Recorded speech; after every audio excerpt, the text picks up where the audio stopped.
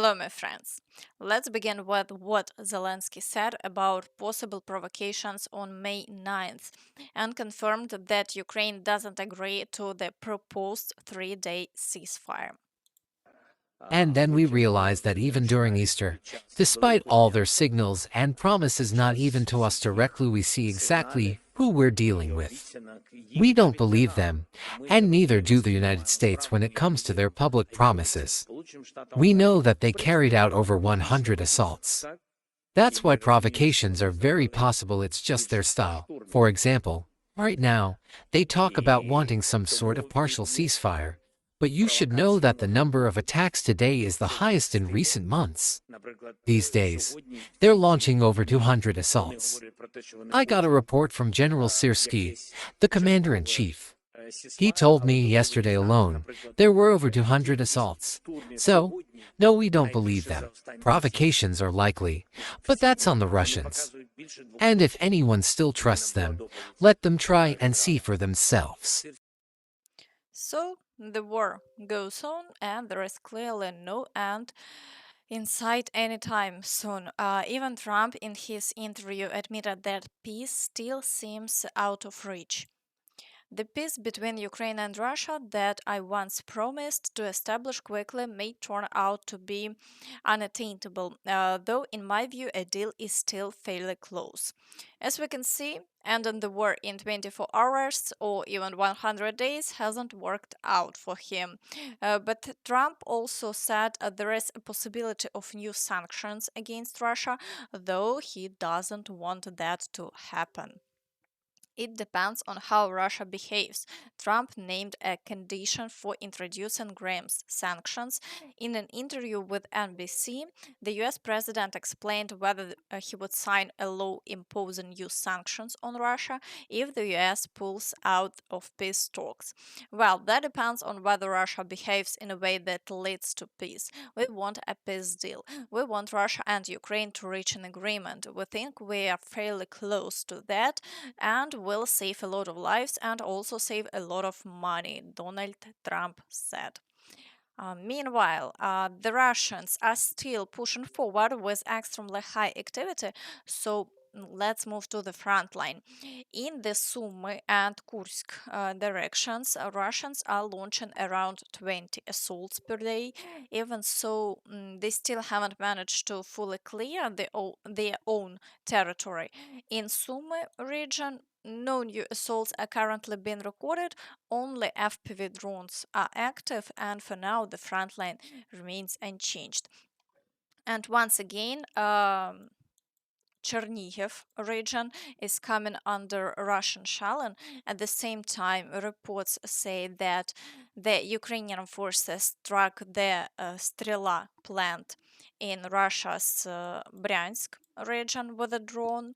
On geolocation maps, numerous video confirmations have appeared showing Russian shelling in the border zone.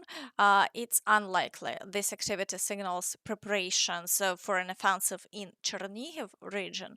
Most likely, they are just trying to demonstrate activity along the entire border.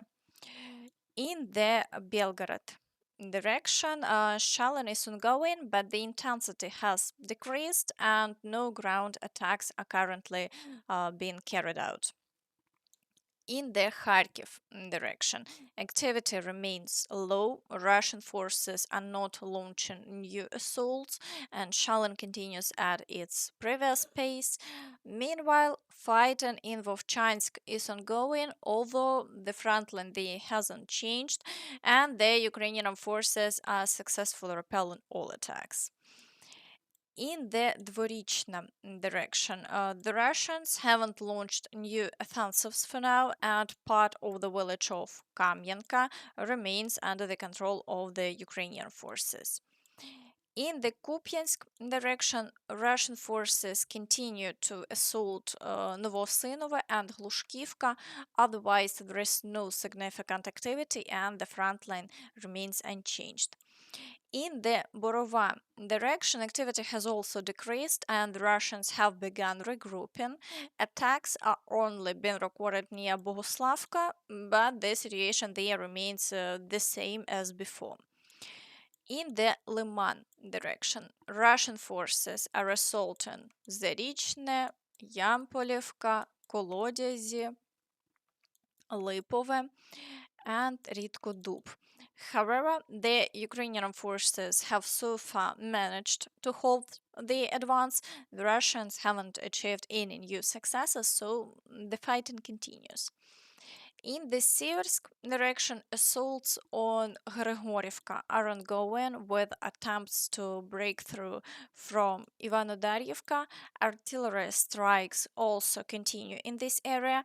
The Russians are still trying to weaken Ukrainian defenses, but it hasn't helped them advance. The situation has remained unchanged over the past 24 hours. In the Chasiv Yar direction, Russian forces are pushing near Grigorivka and attempting to advance toward the village of Maiske to widen the northern flank above Chasiv Yar. They've been suffering losses in the city for nearly a year and still haven't managed to capture it. They're also trying to storm Pretechene to stretch the northern flank and are advancing through the fields toward Bilahora.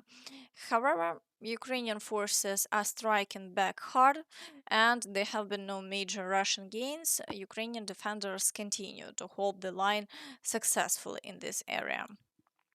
In the Toretsk direction, Russian forces are trying to break through within the city itself, launching assaults on Krymske and Deliivka. So far, Ukrainian forces are managing to hold them back, and the front line remains unchanged there. However, further south, after some breakthroughs, attacks continue on Romanivka and Staramykolaivka. Russians are also assaulting Alexandropol, and it's clear they are trying to encircle Ukrainian troops. The situation in this area remains difficult, and the Russians are slowly putting pressure on Ukrainian defenses. In the Pokrovsk direction, the activity is at its highest, over 100 assaults in a single day, as officially reported by the General Staff. The Russians are urgently trying to seize Pokrovsk. Currently, assaults are ongoing on Novoalexandrivka, Kotline, Zvirove, Zelene, Lysivka, the village of Promень, Миролюбівка, Малинівка, Єлизаветівка, and Nova Poltavka. According to the latest reports, the Russians are already approaching the outskirts of Nova Poltavka. Russian forces claimed yesterday that they had managed to establish a foothold on the southern outskirts of the village. We're still awaiting official confirmation, but Ukrainian soldiers have also started reporting today that the Russians have entered the village outskirts. Fierce fighting for Nova Poltavka has begun. The Russians crossed the road and were spotted in the southern part of the houses. Our soldiers began to act. If the Russians have indeed crossed the road and are trying to secure the village, there is a high likelihood that after capturing the village, they will try to move towards the village of Kopteve, attempting to encircle our forces in Novoekonomichne, Myrnograd, and Pokrovsk. Overall, the situation here is difficult and it's evident after capture of Tarasivka and the significant breakthrough stopping the front has been impossible and they continue pushing forward. The Russians continue to develop successes at the junction of the Toretsk and Pokrovsk directions. The defense along the Pokrovsk-Konstantinivka road is crumbling in both the direction of Konstantinivka and Myrnograd. In the latter case, the defense had held for months without any Russian advancement. However, due to poor coordination between those responsible for these two sectors, the Russians have had successes. How long this will will last and when the coordination will finally be fixed is now uncertain.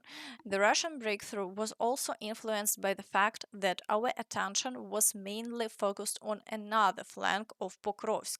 Consequently, forces and resources were allocated elsewhere. But I can't say that our soldiers missed the build-up of Russian troops. It was noticeable. The problem was simply that the management decisions weren't made in time. In the Kurakhovo direction, the Russians continue to assault Kotlyarivka, Troitske, Oleksivka, Bogatyr, and Odradne. According to the Russians' claims, they have already entered Kotlyarivka, but we are still awaiting official confirmation, although geolocation maps already show changes. And this area has moved into the red zone.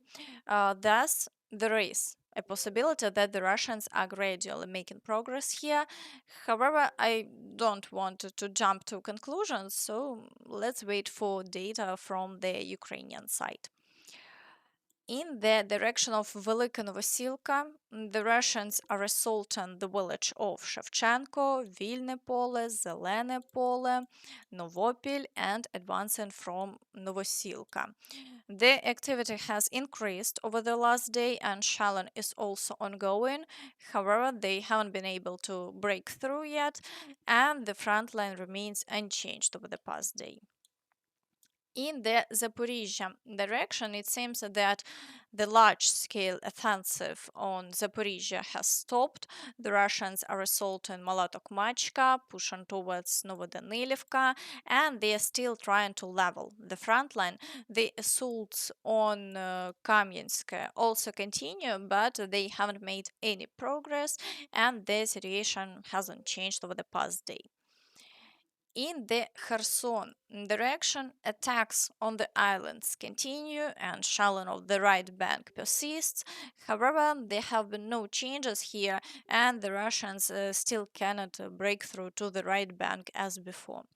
Meanwhile, thanks to the Czech initiative, Ukraine continues to receive ammunition to fend off Russian attacks.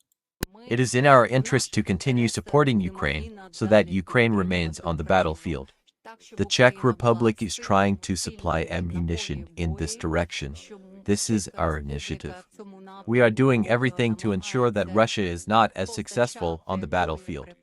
We know that thanks to our initiative, we managed to change the situation regarding Russia 2-1. We will continue supplying until it is no longer needed, until we achieve just peace.